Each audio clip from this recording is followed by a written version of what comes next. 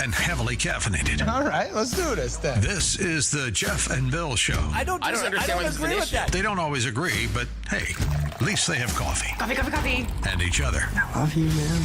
God help us. I want to bless him. We need all the help we can get. Now here's Jeff Hunt and Bill Thorpe.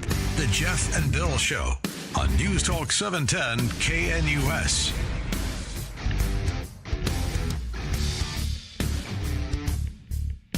8 a.m. in the Mile High City on this Thursday, July 17th, 2025. Good morning, Denver, Colorado. You've tuned in to the Jeff and Bill Show. News Talk 710 KNUS. We're wrapping up a great conversation with Laura Carno on the rise of assaults taking place in schools. And Francis from Golden giving us a call because he's had to be involved legally with some of these situations. Good morning, Francis. You're on with Jeff and Bill. Yeah, morning. Hey, guys. How goes it? Hey, I actually represented a teacher fairly recently who was assaulted by a student and badly injured her knee in the process. He pushed her down a flight of stairs. And there's a couple of things that I rely on somebody else to try to, figure me out on this thing. But I think that if you brought suit against the parents, it would only be limited to $3,500 for any sort of willful assault statutorily. And so an idea would be to maybe bump that up a bit and put some more responsibility on the parents for it. The problem is all of these things are not going to be covered by insurance. It's a problem. It's a willful thing. It's they're acting criminally. So, the other thing that I was thinking, and I'm not sure about this. I'm really not sure about this. So I'd like to hear if anybody else knows. But this particular district, I think, had declining enrollment. And this particular kid was enrolled, I think, to help keep the numbers up. And he shouldn't have been. I mean, the kid was just basically a criminal. The parents were basically criminals. And you couldn't do anything about it. I mean, the parents just, you can't get blood out of a turnip, and these two parents are turnips, and that's insulting to turnips. Believe me, my statement there. But, what can you do? I mean, you're limited to what I could get her in workers' comp. And district fought about that a bit, but it's an interesting problem. I think the first things first, you got to bump up that limit, and that would hold a parent responsible. And I'm pretty sure that's the limit is $3,500. I'd have to look into it, but at least that would help get some, parental responsibility online. So. I don't Francis, I love it. I appreciate you coming in with some real-world experience and proposing some ideas to be considered. As we pointed out during the last hour, 75% of educators polled across the state of Colorado have had a student attempt to cause physical injury or to them or to another adult in their presence. 50% of teachers have been physically injured by a student. Yeah. Something that's got to be addressed. It's absurd. Francis, it's absurd. Great call. Sure appreciate thanks, it. Francis. Have a We've great got day. a great hour coming up for you. We're going to talk with this artist, Mary Kutter. Bill, there's a few times, because I'm not a big music guy. I kind of know music, but I'm just kind of scrolling through social media, and I remember when Rich Men North of Richmond hit, and I was doing a radio show. I think I was filling in for Randy Corporate, and I said, guys, this is going to be big. This is going to be big. This is like music that hits the soul. Yeah. Right? This is not poppy little entertainment music. This is music written from a place of serious frustration and pain that reaches a lot of people. Came across this song by Mary Kutter about the opioid industry and how it destroyed middle America, titled Devil Wore a Lab Coat. We're going to play it for you in a second, coming up after News and Comment with Blake. And then we're going to talk with Mary Kutter, who's going to be playing Sturgis. This is awesome. This is an incredibly talented young lady that you're going to want to follow. She's got a big future ahead of her. Already 200 million streams, written songs that have reached Billboard's top 20 hits. So we actually get to hang out with someone famous, which is very cool. This is going to be awesome. Now it's time for News and Comment with Blake Olson. Blake Olson. Blake Olson, News and Comment. Hey, good morning. Thursday, 62 and mostly cloudy in Denver. Expecting a high of 86 today. This portion of the news sponsored by Pastor Camp Heating and Air Conditioning at 303-777-1234 to learn more about special savings opportunities on Lennox equipment. Our top story, 47 was on fire on Wednesday, livid, because the administration knows that Democrats are up to their old tricks now. But he said people in the Republican Party are wasting time on what he calls the Epstein hoax. He was surprised by some Republicans who got duped and followed the Democratic playbook of going after him with false stories like Russia, Russia, Russia, and that hoax. He did not handle it well, and neither did the administration. A messaging problem, to say the least.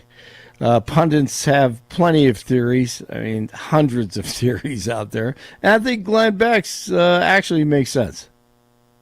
How do we know it's true, what's not true? Theory 5 is they knew I was campaigning. One of my campaign promises was to release the files. Somebody went in, the same people went in, and made all of this stuff point to me as if I'm some kingpin in it. Why is it the left never wanted this released until he said, I'm not going to release it? Why is Congress, the Democrats in Congress, all of a sudden saying, you've got to release this? You've got to release this. This is impeachable if he doesn't release it. Really? They had 4 years to do it.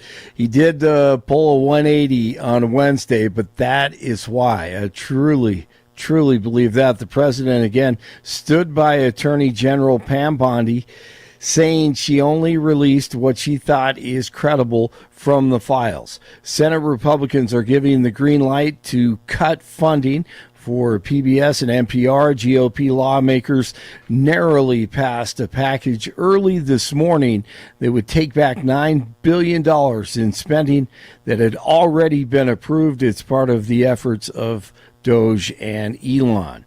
First-time requests for unemployment benefits are down.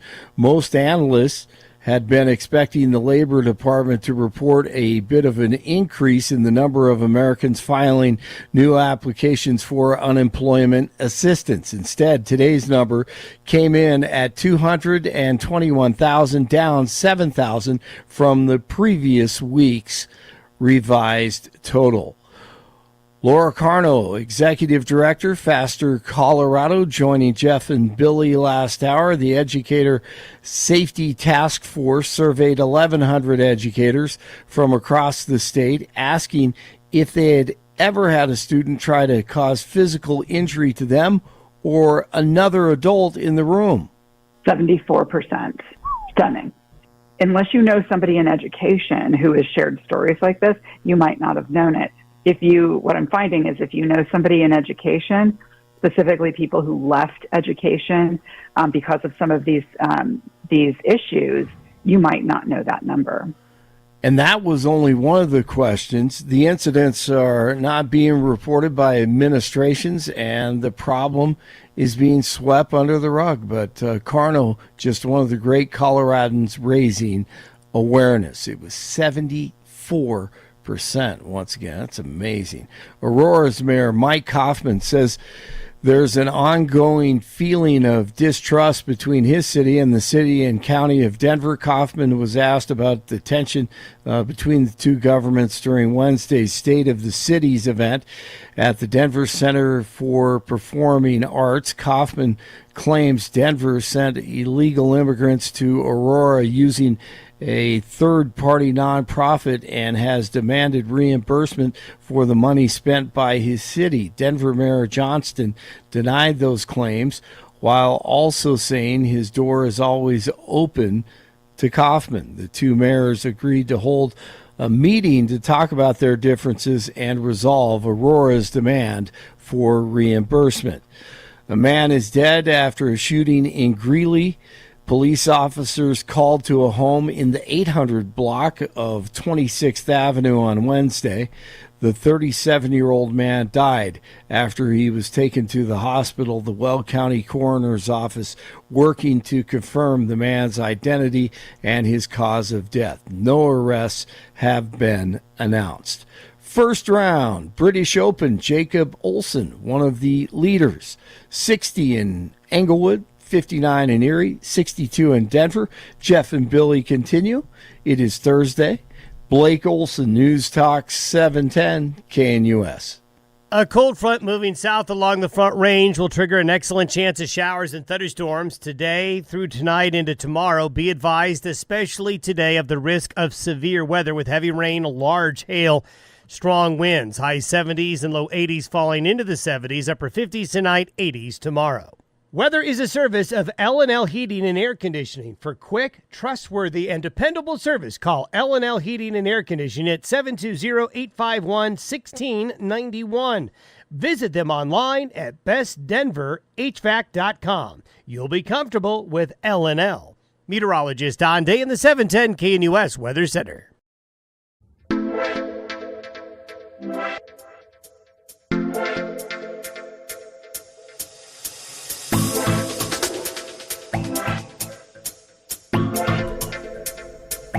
Welcome back to the Jeff and Bill Show. If you're like us, you know that Thursdays, it's getting late in the week. It's getting tough out there to get going in the morning. Well, we got the solution for you. It's our friends over at Cato's Coffee, proud sponsors of the Jeff and Bill Show on 710 KNUS. Cato's Coffee was founded by Steve and named in honor of his pup, Cato. And Cato is a bull terrier.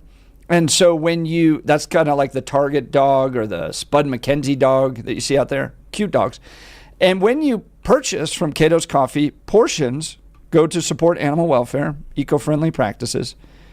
Your morning cup contributes to positive change for pets and the environment. And Bill and I have been trying all sorts of different delicious flavor profiles, from cowboy coffee to Peruvian coffee. Lots of different brands available. Here's some of the blends. They have a breakfast blend, a 6-bean blend, a Bali Blue, French vanilla, cowboy blend, as I mentioned, Mexican blend, an Italian roast. They also got K-Cup coffees and a whole bunch of teas available as well if you want to go with that side.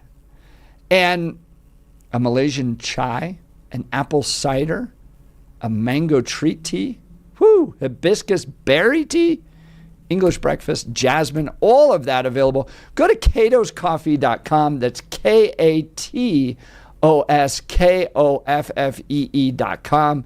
KATOSKOFFEE.com. And if you use the code Jeff and Bill 10, no spaces, Jeff and Bill 10 at checkout, you can get a 10% discount on your order, which is great.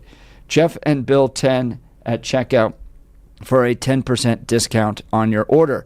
Also, they have merchandise for you and your furry friend. So upgrade your morning ritual with Cato's Coffee. Again, visit catoscoffee.com to find something that suits your taste today. So, as I was mentioning, I enjoy music, but I don't get into the details the way Bill does. Bill is a music aficionado. He is able to really understand the quality of the music, how the music moves, and why it was written, and how everything comes together. And so I'm really excited about this segment because I fell in love with the song because of the issue addressed in the song. And I've been tracking these issues since I read the book Dreamland by Sam Quinones, which details out how places in our country that had never dealt with heroin problems now all of a sudden had big opioid overdoses taking place. Like, what happened? How did, like, Portsmouth, Ohio, for instance, all of a sudden have massive heroin addiction, opioid addiction issues when this had never happened before? Well, Sam in his book Dreamland details out how this was all a strategy put together by Big Pharma. And it was one of those things where the algorithm of Instagram just served it up perfectly. And I had never heard of her name. And I listened to the song titled "The Devil Wore a Lab Coat." And it was just like, oh, it was just like such a heart hit. And I felt the same way the first time I heard Rich Men North of Richmond, where I just went, man, like this artist taps into something that's so core to a big issue we're dealing with. I'm going to play you part of the song, and then we're going to talk with the artist herself, Mary Kutter. Here's Devil Wore a Lab Coat.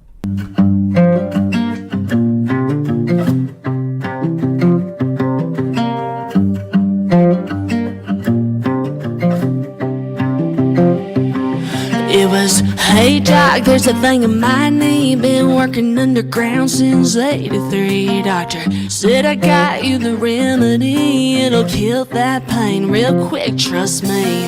Didn't take long, half the town was on it. Didn't ask questions, no, we just popped them. Doctors getting fat from raking in kickbacks. It all happened so fast. One man's grave is another man's paycheck. Our ex-mans at our expense. Forget the coal mines, they hit a gold mine. Hooked us on 6 feet of side effects. Like a wolf dressed in sheep's clothes. The devil wore a lab coat. Dang, man, that just like, that cuts. So good. She's a Nashville acclaimed singer-songwriter with over 200 million streams and Billboard's top 20 hits as a songwriter. She's going to be performing at Sturgis. She takes time to hang out with us today. Ladies and gentlemen, Mary Kutter, thank you for joining the Jeff and Bill Show. Yes, thank you. Good morning. Oh, good morning, y'all. I'm so excited to be here. Thank you for having me on. So, I like I mentioned, I'm not a big music. I enjoy music, but this, as somebody who's been following the ravaging of the opioid epidemic through the Midwest and parts of Ohio and Kentucky, this just hit me so hard. And I'm gonna ask you, because you helped write this song, you're the performer of this song. Does this come from a place of personal experience? 100% it does. So I had been sitting on this song idea for a while.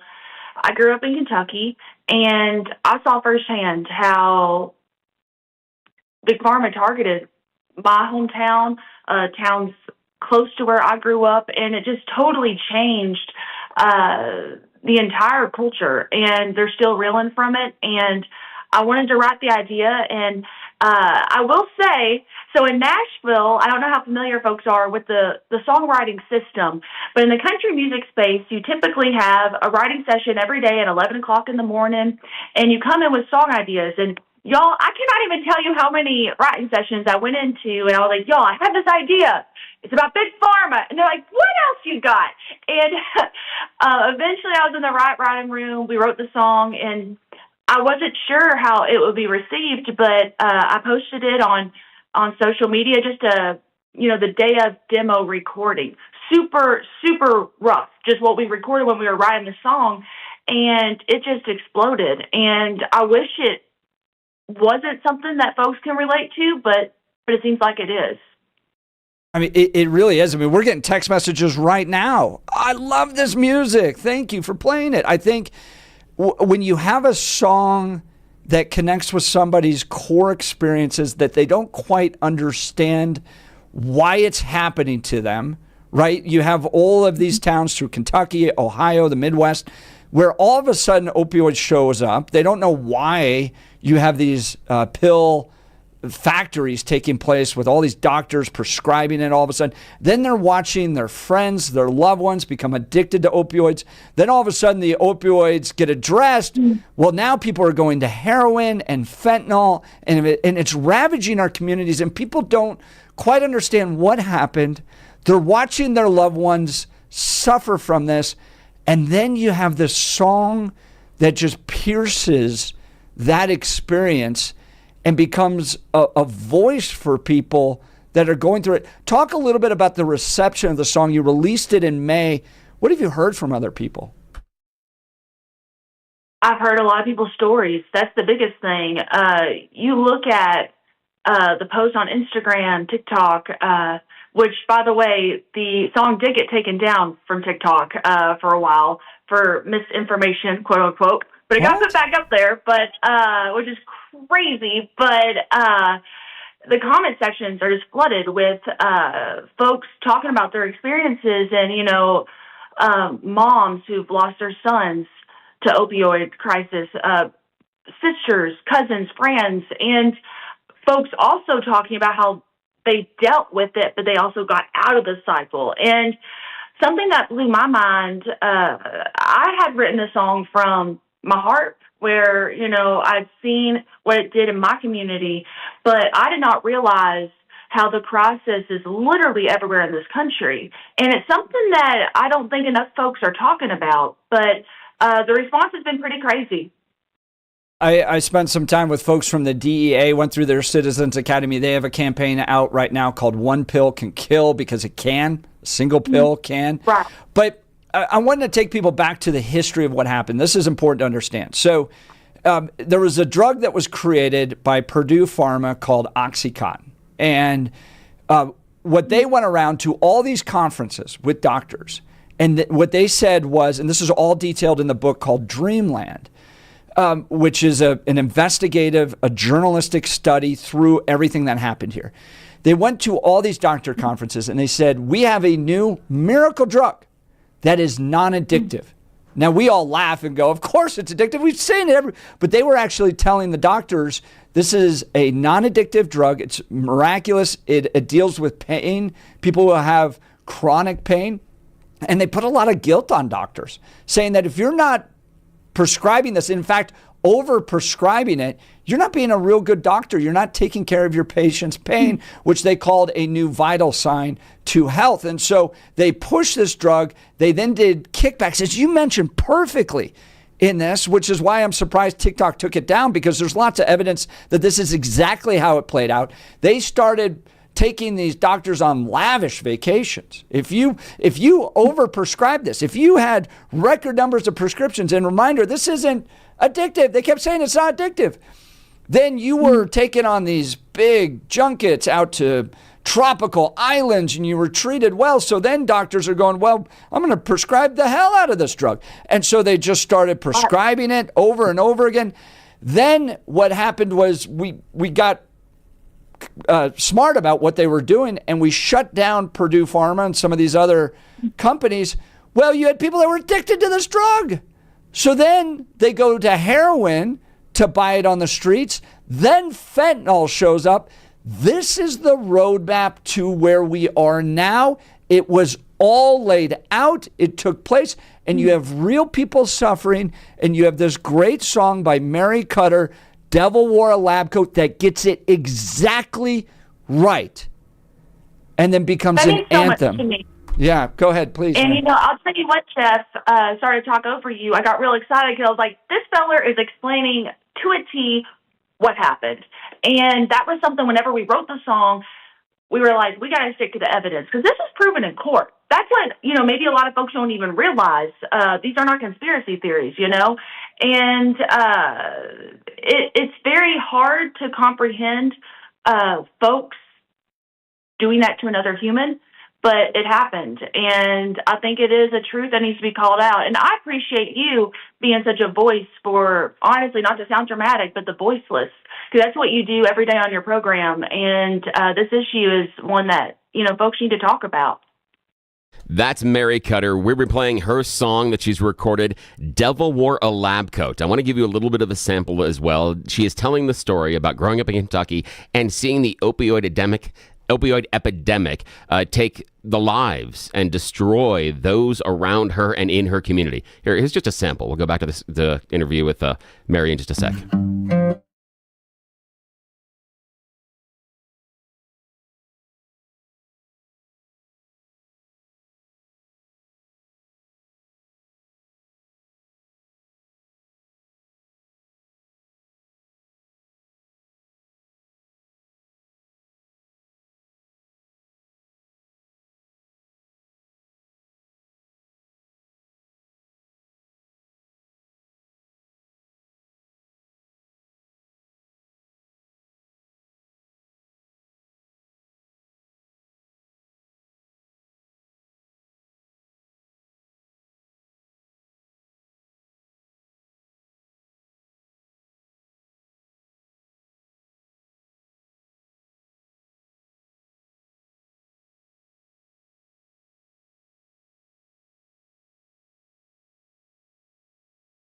Talking to Mary Kutter. This is the Jeff and Bill Show. She's joining us live. That's her song, Devil Wore a Lab Coat. Check it out on social media. You can visit her website. You can check her out on social media and share it as well. We'll make it available to you. We are so excited to be talking to her about it. Now, Mary, I want to talk a little bit about the songwriting process.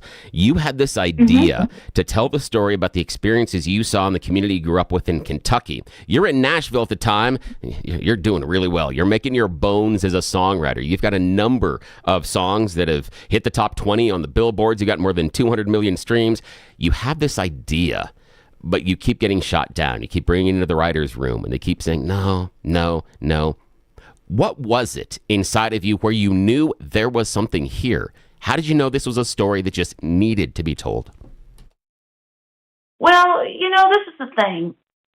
For better or for worse, I really want to write songs that say something. There's nothing wrong with writing songs about, going to the bar, getting a drink, or heartbreak, getting over someone, or falling in love with someone. There's nothing wrong with those. I've definitely written some of those songs that have, been my bread and butter for the last couple of years. But it seems like, folks resonate with songs that are real. And sometimes that is a love song or whatever. But this was such an important thing that's happened and still going on, where the repercussions are still going on in our country. And I knew it was something that needed to be told.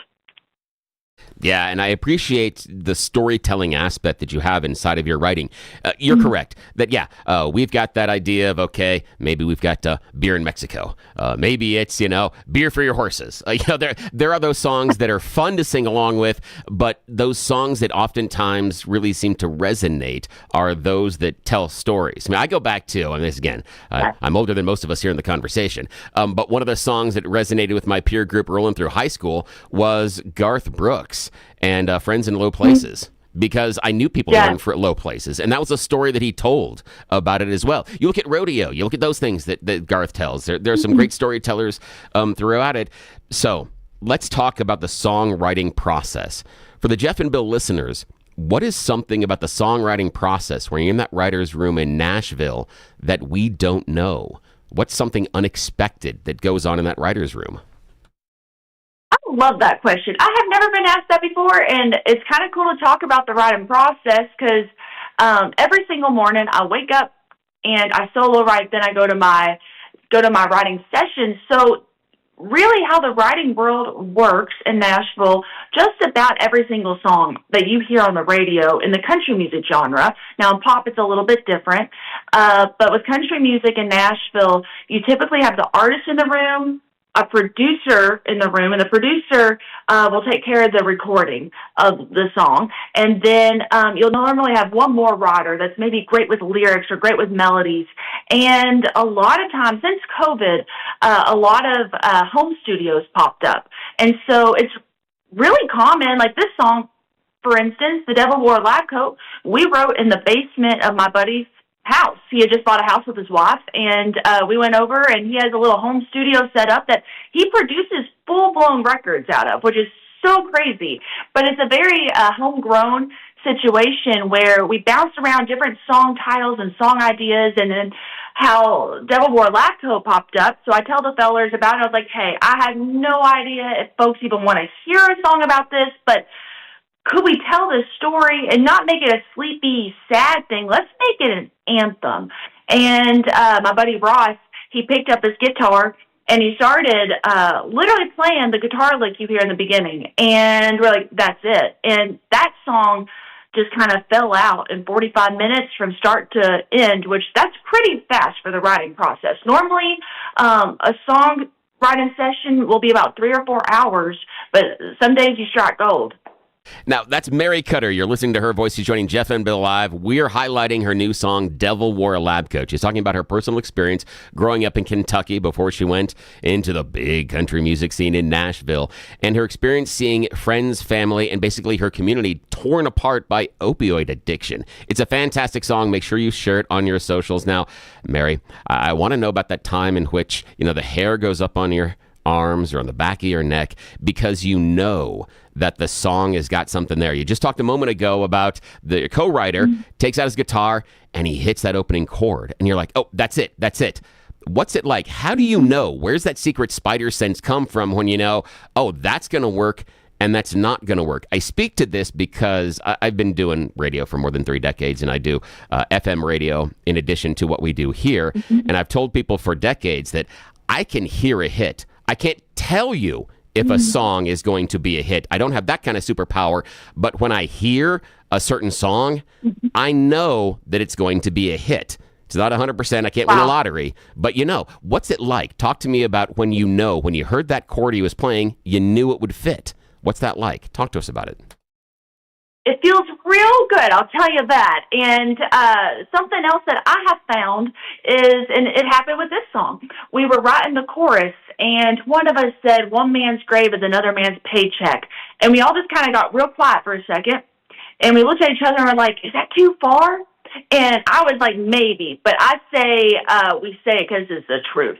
And so that entire chorus, we kept on saying things that maybe, almost go too far with the bluntness. And I told the boys at the end, I said, this feels like folks are either going to love it or we're either swinging and hitting a home run or we're really missing. It's one way or the other. And that's what I have found in just about every single song that I have been part of that has done something. It seems like you always have this feeling of this is either really great or really not great. And that's a space that is such a cool place to live in.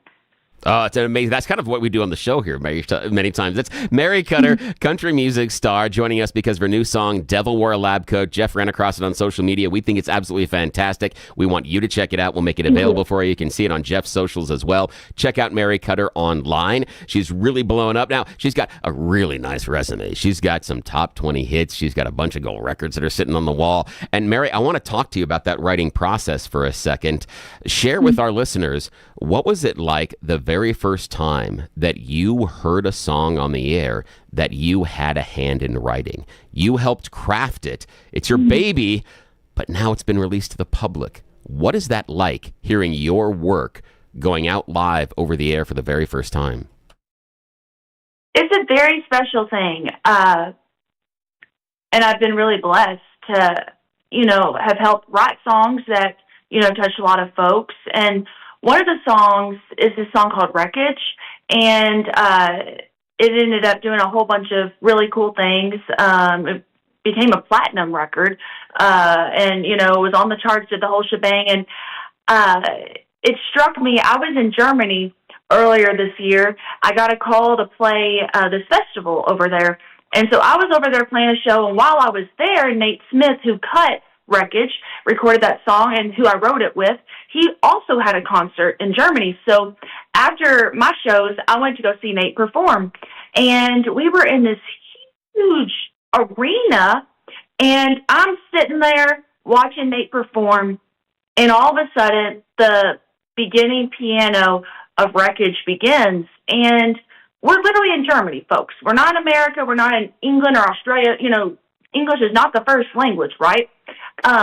Folks are pulling out their phones, doing this, at the lighter, and singing along with the chorus. And it struck me how powerful a song can be. And we had written that song, just to tell you a little backstory, it's kind of wild. So all of us writers, we had a whole lot of nothing with a side nothing going on. And it was right before Christmas. Everyone else in Nashville had already gone home. Nate was flying home to California right after our write, and I was going back to Kentucky after our writing session, but we were like, let's get one more session in this year. And we were sitting in this upstairs bedroom-turned studio that our co-writer Chris had converted, and I remember writing that song and it being such a special memory at the time because it was just a very raw, real song about loving someone unconditionally. And I had no idea. I don't think any of us knew what it would become. Now, we did have the same kind of spidery senses when we were like, well, this is either really cool having a song that's this vulnerable or it's not, especially with a feller singing it.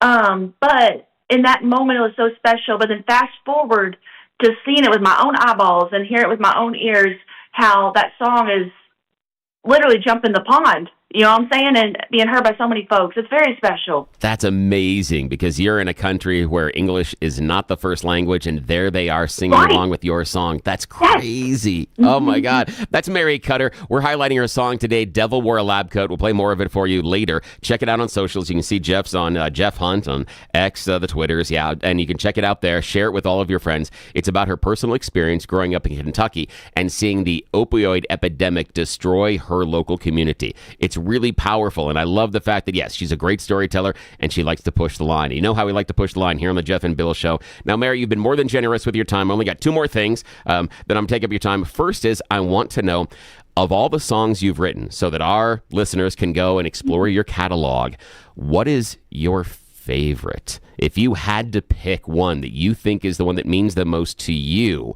what's the one that we should point our listeners to go and find because it's Mary's favorite that she's done? You know, the song that kind of changed my life in the last year and a half has been a song that's a true story as well. It's about my great-granddaddy who was a bootlegger. And he was a bootlegger in central Kentucky, and then he used that money, not all of it, but some of it, to build a church that is still standing in Kentucky. And growing up, I used to hear stories about my great-grandfather. Obviously, I never met him, but I wrote that song, and it was really the song that leading up to Devil's Money. Before that, I mean, my entire schedule, you know, was writing for other artists to sing the songs that we were writing. But I posted that song, just a snippet of it online.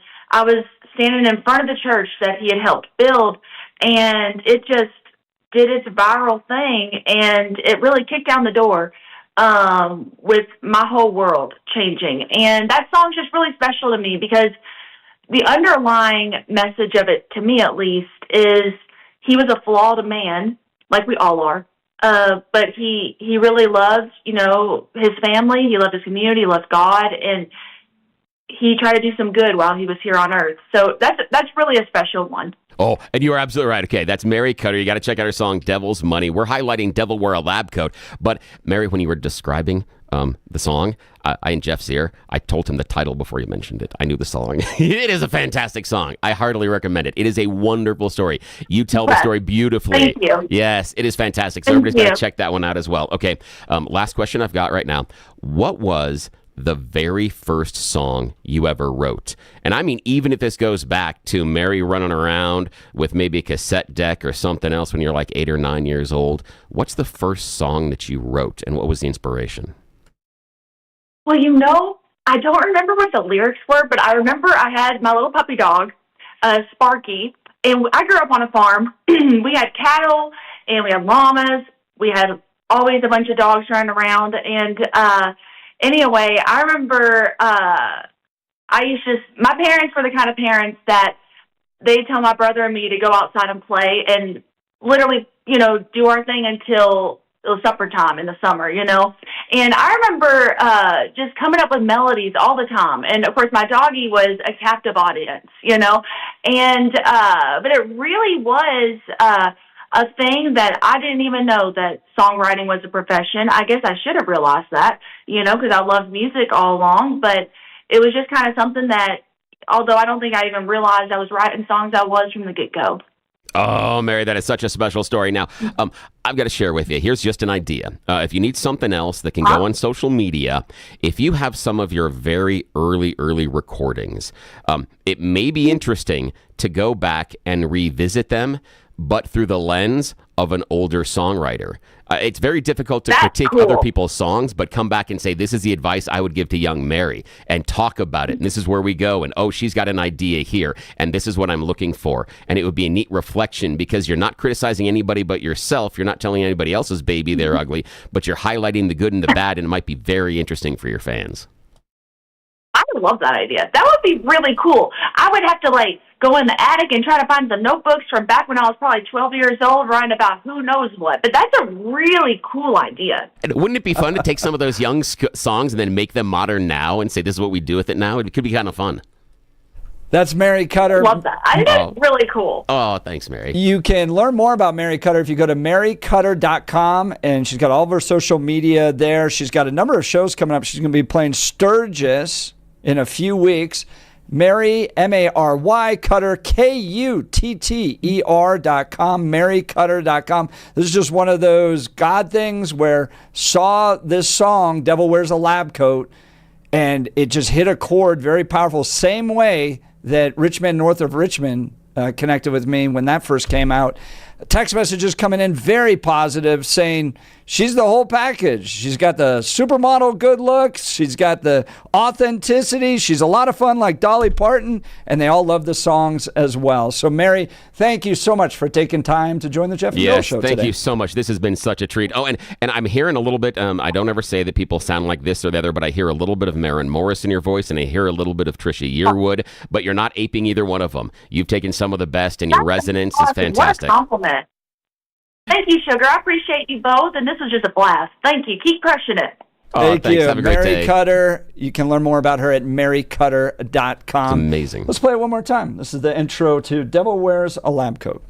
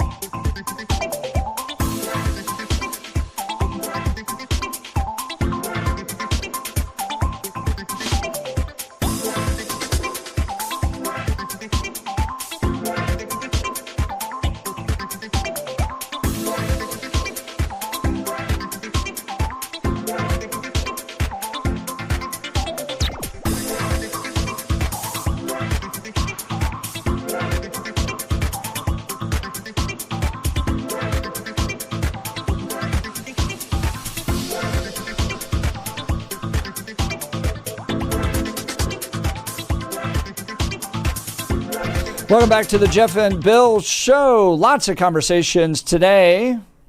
One of the pieces in the Gazette we were discussing with Laura Carno is the growth of assaults taking place against teachers, which is just wild. And we're not talking about, school shootings get all the headlines, which are terrible in themselves, but 50% of teachers in Colorado reporting actually being physically assaulted by students. And 75% of them have witnessed an incident in which a student tries to assault a teacher or a paraprofessional. And I'll tell you that if you would separate out teachers and paraprofessionals, the percentage of paraprofessionals that are assaulted is much higher. Yeah, than these 50%. are the ones trying to work with those kids. They're the kids on the front line, and they're the kids that are responsible for those discipline. You got those problem kids. It's not a teacher that's walking with them and dealing with them on a day-to-day basis. It's a paraprofessional that's out there. When they're out there on the playground and the fights start, it's the paraprofessionals that have to get involved. That's not the teachers. Let's go to Herb in Denver. Good morning, Herb. You're on with Jeff and Bill. Morning. Good morning. I heard that statistic, and I thought to myself, I'm going to call Denver Public Schools. I gave them a call this morning, and I said, so what happens if a student assaults a teacher? And they said, well, depends on a lot of things. Depends on if the teacher wants to press charges. Depends on the matrix, how they're disciplined. You got the Matrix answer. You got the Matrix. Oh, my God, Herb. Now, Herb, do you know what the Matrix is? And I'm not talking about the Keanu Reeves movie. I'm talking about the blue pill? Yeah. Red pill? No, the Matrix is basically, think of it as like a table, not necessarily an actuarial table, but that's kind of the idea. And there is a sliding scale of what the violence is, number of instances, age of the student, and a number of other things that go into it. And that will be some of the determiner based on what the discipline is. And remember that in this instance in the schools, they're always trying to round down. They're always trying to lessen the impact on the student, not on the teacher, but lessen the impact on the student. It's a scary thing.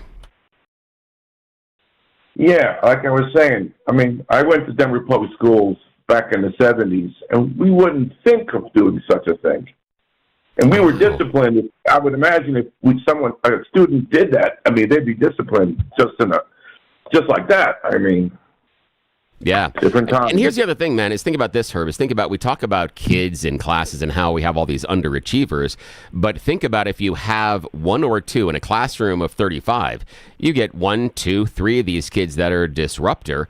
How does that impact the educational opportunities of everybody else in the room?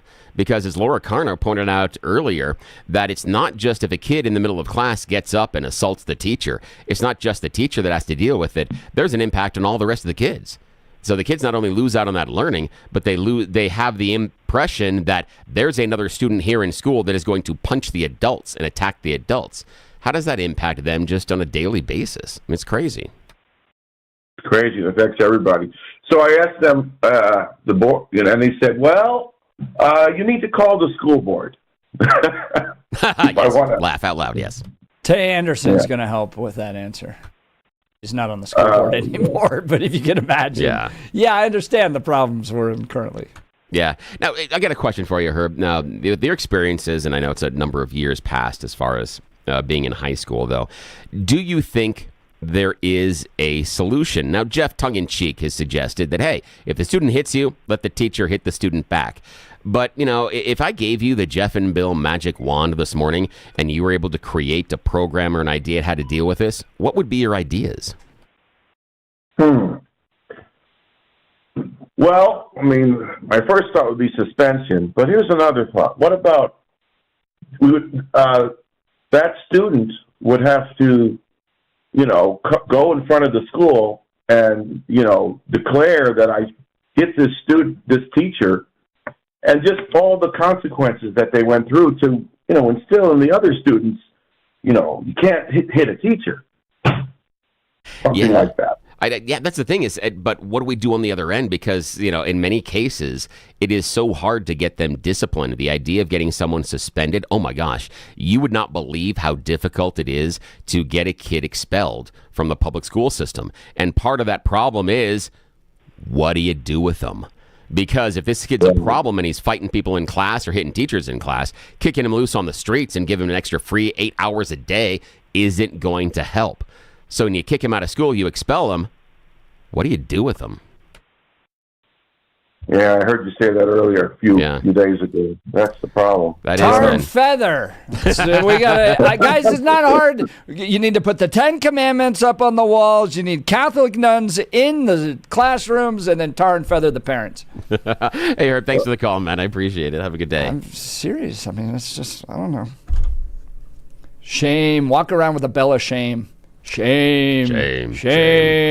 You know, there's part of it. My kid hit a teacher. Well, the thing is I don't think that we are leaning into some of that peer pressure as much. And we talked about this yesterday, that holding a kid back, that peer pressure of watching everybody else that you're in class with now go ahead while you take the next classes, there is a ton of peer pressure involved in that. Okay, everybody that has had a teenager, has a teenager, anybody going through school, you understand how that peer group functions. You understand that everything from what am I wearing, what lunch I'm bringing. I can't bring a brown bag. Brown bag kids are losers, mom and dad. I can't bring this kind of water bottle. I can't have this kind of backpack. I can't have these shoes.